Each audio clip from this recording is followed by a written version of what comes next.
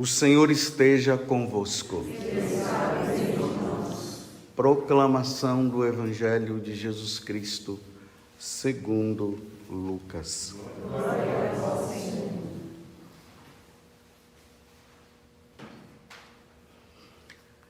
Naquele tempo, Jesus saiu da sinagoga e entrou na casa de Simão.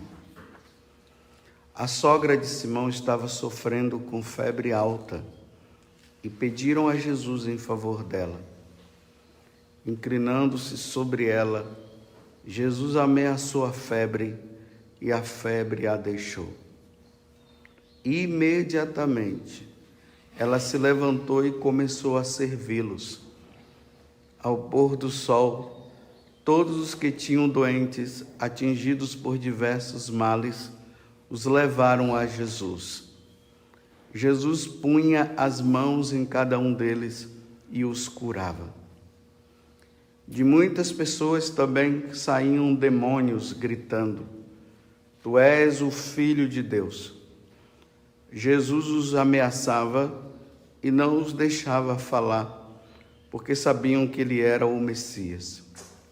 Ao raiar do dia, Jesus saiu e foi para um lugar deserto.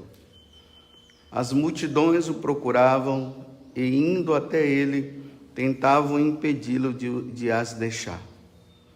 Mas Jesus disse: Eu devo anunciar a boa nova no reino de Deus, do reino de Deus, também às outras cidades, porque para isso é que eu fui enviado. E pregava nas sinagogas da Judéia.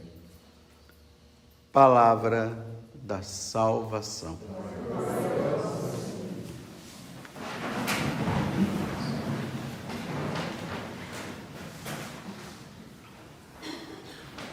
Como eu falei para vocês esses dias, nós encerramos o Evangelho de São Mateus e até o tempo do Advento, a igreja nos dará durante a semana o Evangelho de São Lucas, que nós começamos no capítulo 4 e continuamos no capítulo 4. Então, só para relembrar, Jesus foi na sinagoga de Nazaré e ali ele anunciou, dizendo que ele era a profecia de toda a preparação que foi acontecendo desde Abraão até João Batista. Então ele disse que hoje, naquele dia ali, havia se completado o que Deus havia anunciado durante todo aquele tempo. Hoje se cumpriu este oráculo. O Espírito do Senhor repousa sobre mim, eu sou aquele. Infelizmente, ali na sinagoga de Nazaré, eles não o aceitaram. Jesus sai da cidade de Nazaré, porque queriam matá-lo, foi para Cafarnaum. E vocês veem que aqui em Cafarnaum é totalmente o contrário. As pessoas estão todas indo atrás dele. Jesus chega no momento que ele precisava também de um descanso, porque era demônio sendo expulso. Entrou na casa da sogra de Pedro. Ela estava com febre, ele a curou, ele curou. Depois as multidões indo atrás.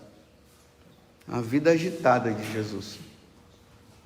Mas aqui tem esse versículo que eu acredito que seja importante para a nossa meditação, porque às vezes não é algo que se fala muito. Aqui vai dizer assim: ao raiar do dia, saiu e foi para um lugar deserto. Então é importante notar que Lucas não está dizendo que ele foi para o deserto. Ele fala que Jesus foi para o deserto no início do capítulo 4. Mas aqui não, ele foi para um lugar. Então, diante de toda aquela multidão, pessoas indo atrás dele e tal, Jesus foi para um lugar. Ele procurou um lugar aonde não tivesse ninguém. para que ele pudesse ficar a sós com Deus, a sós com o Pai. Essa é uma necessidade da alma. A alma, ela necessita, a alma humana, ela necessita de ter um lugar para ficar só. Não é um lugar para buscar barulho, nem nada, é para ficar só. No Evangelho, no próprio Evangelho de São Lucas, lá no capítulo 28, versículo 39, lá fala que Jesus, ele foi para o Monte das Oliveiras, conforme o seu costume. E foi ali que ele começou a suar sangue, né? Lá também no capítulo 11 do Evangelho de São Lucas, o versículo 1, diz: um dia, Jesus estava num certo lugar. Então, nesse certo lugar que ele estava rezando. Aí os discípulos vão e pedem a ele: ensina-nos a rezar.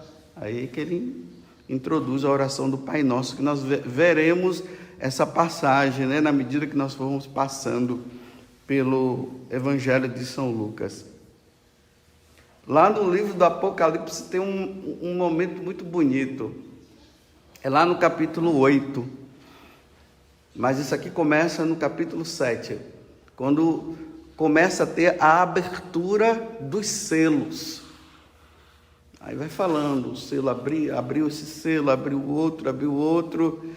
Quando na hora que chega a abertura do 7º selo, lá no Apocalipse 8, versículo 1, lá diz que houve um grande silêncio no céu. Um silêncio de meia hora. Imagine esse silêncio de meia hora, como não deve ter sido, hein? Eles aguardando aquele selo. O que é que vai estar escrito aí? Esse silêncio, esse momento importante. Tanto que hoje eu comecei a missa com a antífona, que é lida, se não tiver cantando, né? Então, a antífona de entrada do dia 31 de dezembro fala isso, que houve um grande silêncio, e foi neste grande silêncio que o Verbo divino desceu no meio de nós. Esse grande silêncio, essa necessidade que nós temos de silenciar. Então, esse momento de silêncio, ele precisa acontecer. Nós necessitamos, nós vivemos num mundo barulhento. Eu já disse para vocês aqui, vou continuar dizendo: ninguém se encontra com Deus no barulho. Não se encontra. O lugar de se encontrar com Deus é no silêncio. Um dia lá em casa, com os padres ali que eu moro, nós estávamos ali no jantar, tudo, aí conversando, partilhando, conversando algumas coisas e tal. Depois nós saímos, aí o padre Gilberto falou bem assim: agora nós vamos para a nossa cela. Agora nós vamos nos recolher.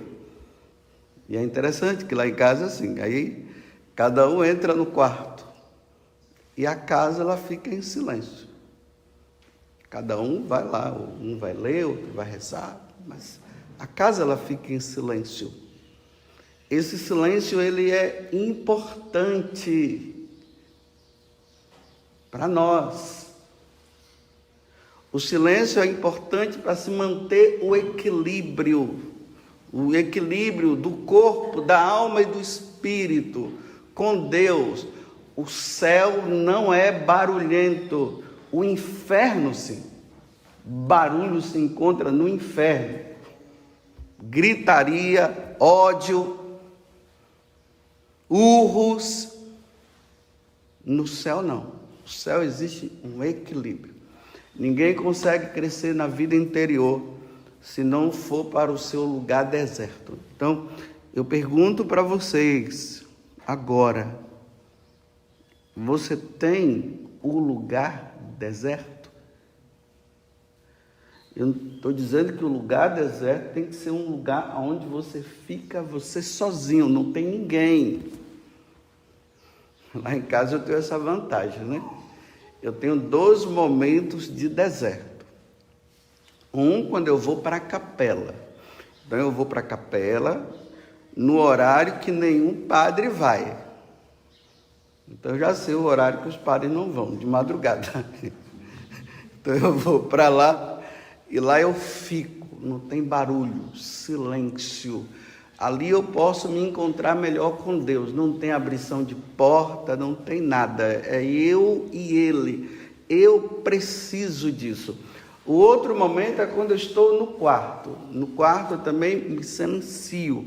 Lá tem um crucifixo e eu fico diante daquele crucifixo. Eu preciso desse momento, eu necessito. Uma alma cristã que não tem necessidade, que não sente necessidade desse silêncio, ela ainda não compreendeu o que é vida cristã, ainda não compreendeu o que é vida com Deus. Não compreendeu. Tanto que essa prática de Jesus procurar um lugar deserto para ele ficar, isso é uma prática que ficou na igreja.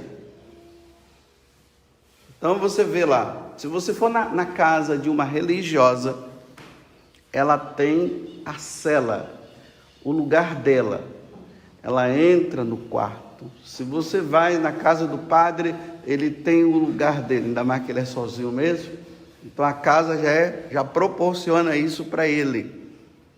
O monge, as monjas, todo mundo, os religiosos precisam.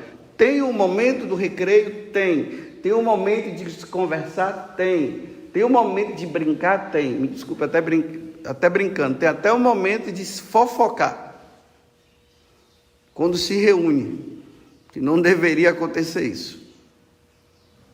Mas depois disso, é necessário ter esse momento, esse recolhimento para estar com Deus. É uma necessidade da alma, repito, e vou continuar repetindo. Se você ainda não tem essa necessidade, você ainda não entrou na vida de oração como ela deve ser. Porque tem gente que ela sabe muito bem que na hora que ela entra nesse momento de recolhimento, ela vai se encontrar com ela mesma. E elas fogem de si. Então é melhor colocar negócio no ouvido, fone no ouvido, é melhor estar no meio da algazarra, é melhor dizer que eu sou muito fraterno e aquela coisa. Está fugindo de si. Está com medo de se encontrar consigo mesmo.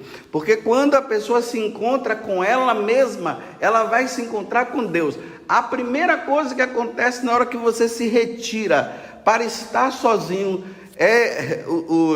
os monges falam isso, né? Os demônios começam a gritar dentro de você. Não é possessão, né? Não está se falando aqui de possessão. Para dizer assim, olha, você começa a se encontrar consigo mesmo, aí você começa a ver quem é você. As gritarias que estão aqui dentro, os pecados que estão aqui dentro, tudo vem à tona. E a pessoa ela precisa enfrentar isso, ela não pode fugir. E aí, na medida que ela vai se encontrando consigo mesmo, aí essas coisas todas elas vão se aquietando com o tempo. E aí ela vai encontrando a paz divina. Aí o que vai restar agora é ela e Deus. Isso é um treinamento que se faz dia após dia, dia após dia. Todo dia é preciso ir para aquele lugar aquele lugar que eu já perguntei para você, aonde é que é esse lugar? Eu estou dizendo, é um lugar onde não tem ninguém. Não pode ter pessoas, não. Porque as pessoas vão distrair você. E você não vai ter esse momento. E você vai entrar num plano sobrenatural. De verdadeiro encontro com Deus. Todo mundo tem que ter uma alma de monge. Eu não estou dizendo que você deve ser monge. Eu estou dizendo que todo mundo deve ter uma alma de monge. Quando se fala de monge, lembra-se dos anacoretas. Quem são esses? Eram aqueles que iam para o deserto para ficar só, livre do barulho do mundo para se encontrar com Deus, porque no barulho não se encontra. É ilusão sua você achar que você vai conseguir rezar, que você vai conseguir entrar num plano de encontro com Deus no meio do barulho. É ilusão, você nunca vai crescer na vida espiritual, não tem como, é preciso ter esse momento que é necessário, que é importante. Pergunto de novo, aonde é o seu lugar? Um dia eu fui na casa do Rubens, né, e da Tânia. Aí o Rubens falou bem assim, olha padre, aqui é o nosso lugar aqui, ó. Aqui a família se reúne para rezar, aqui eu pego leio a vida de algum santo, aqui eu leio alguma coisa relacionada à vida espiritual, é aqui, ó padre, nesse lugar aqui. Então tem um banco lá, parece que tinha um crucifixo, tinha uma imagem lá dos santos ali, ele fica ali. Na sua casa você precisa ter isso. E ali eu imagino, porque os filhos já estão grandes, porque na vida do casal isso aqui é um pouco meio difícil. Ainda mais quando a criança está pequena. E com isso não estou dizendo que a criança é um mal, não. Viu? Eu estou dizendo que a vida do casal é mais difícil de se encontrar esse lugar. Ou sai de casa, vai para algum lugar aí. Falo Rubens ali porque os filhos dele já estão grandes. Então, quando os filhos já estão grandes, eles percebem, papai está rezando. Ninguém vai lá. Mamãe está rezando, ninguém vai lá. É o lugar. Tem uma parte na vida de São João Paulo II que conta que isso marcou a vida dele. A mãe dele já tinha morrido, estava ele com o pai, moravam numa casa.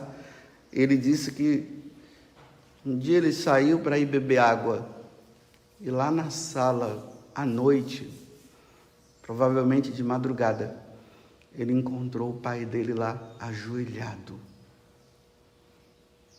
E isso marcou a vida dele. Olhemos para o Papa São João Paulo II e vejamos, quando ele celebrava a missa, quando ele se deparava lá, na capela, que se filmava, se via ele lá recolhido. Não tem barulho externo. O barulho externo atrapalha. E o que o demônio quer é que tenha-se muito barulho. Porque ele sabe que no silêncio se encontra com Deus. Então o que é que o demônio está fazendo? O demônio está fazendo com que o mundo seja barulhento para ninguém se encontrar com Deus. Eu não sei, às vezes eu estou assim na cidade, a gente vai andando assim, aí passa aqueles carros com aquele som numa altura. Eu não sei, eu digo assim, meu Deus, como é que consegue ficar dentro do carro, fechado, com aquele som alto? O cara tá se achando. Um dia a Vanusa falou bem assim, padre, eles já são surdos e não sabem. Que tanto barulho, tanto barulho. A nossa vida é assim, momentos de recreação, momentos de recolhimento. momentos de recolhimento, momentos de oração. É assim. Se não consegue fazer isso, não vai. Não vai para frente. Nós precisamos olhar para Jesus e ver como Ele é, como é que Ele era. E se Jesus é o nosso modelo, nós precisamos buscar esse modelo. Você vê, olha como é que é a vida do sacerdote. O sacerdote vai para missa, ele vai celebrar a missa, existe um lugar que se chama sacristia. Lá na sacristia, o padre ele tá se preparando para celebrar o santo sacrifício. Então, lá na sacristia é lugar de silêncio. O sacerdote começa a se paramentar. Existe até um modelo de oração que é feito, né? Cada coisa que o padre cada veste, né? Quando ele vai colocando a veste, a estola, tem uma oração própria. Tem a oração própria para a casula e para o amito. Isso tudo é feito em ambiente de silêncio. Depois que ele se paramenta todo, ele se recolhe. Sacristia não é lugar de bagunça e de barulho. O padre precisa desse recolhimento para ele vir para a missa. Senão o padre vai celebrar a missa, o sacerdote, numa tensão. Aquela tensão que já desce assim. Não, tem que ter da sacristia para o altar, até o momento em que ele faz em nome do Pai e do Filho, aquele recolhimento, ele vem recolhido, porque ele vai celebrar o sacrifício de nosso Senhor Jesus Cristo, não é qualquer coisa. Sacristia não é feira, é laranja, uma dúzia por não sei quanto, alface, olha o tomate, eu não sei o que, vem aqui, compra lá. Isso é feira, feira é assim. Sacristia, lugar de silêncio. A igreja é lugar de silêncio. Eu acho bonito que quando eu desço aqui, eu vejo que vocês estão todos em silêncio. É assim que se deve estar dentro da missa, na preparação da missa. Esse recolhimento. Enquanto o sacerdote recolhe-se lá na sacristia, os fiéis se recolhem dentro da missa, ou antes da missa, ficam todos ali, fazendo as suas orações, esperando aquele momento, né? Olha,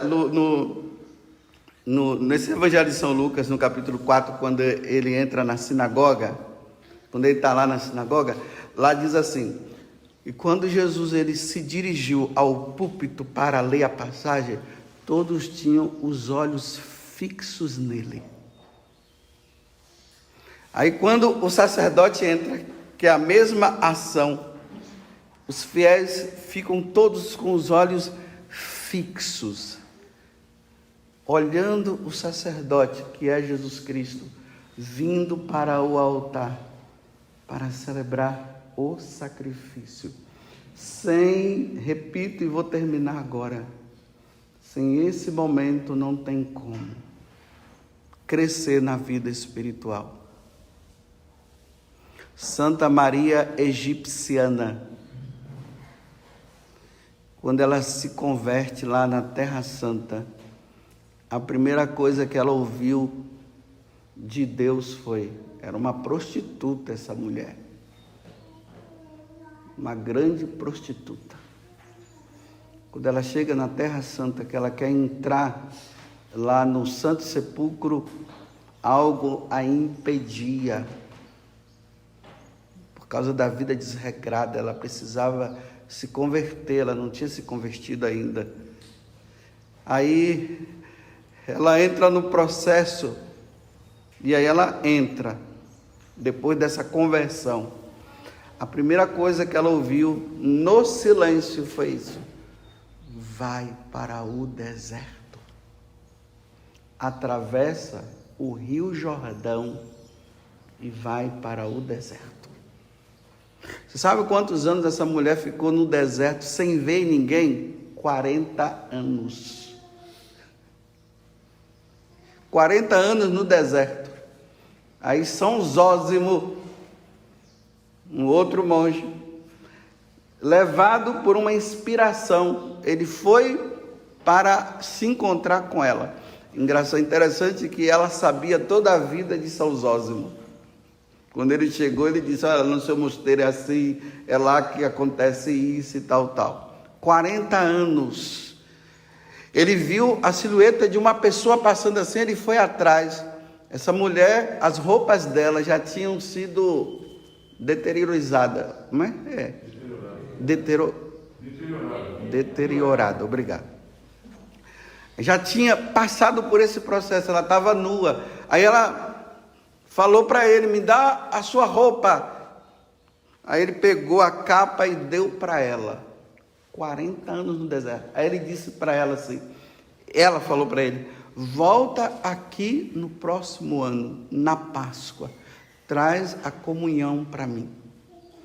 Aí ele foi no ano seguinte, encontrou ela morta, pagando as penitências de todo o mal que ela havia feito para tantas pessoas. Enfim, você já tem o seu lugar? Olha, eu vou dizer, se não tiver, procure, porque no barulho e na bagunça ninguém se encontra com Deus, não. Louvado seja nosso Senhor Jesus Cristo e a nossa Mãe Maria Santíssima.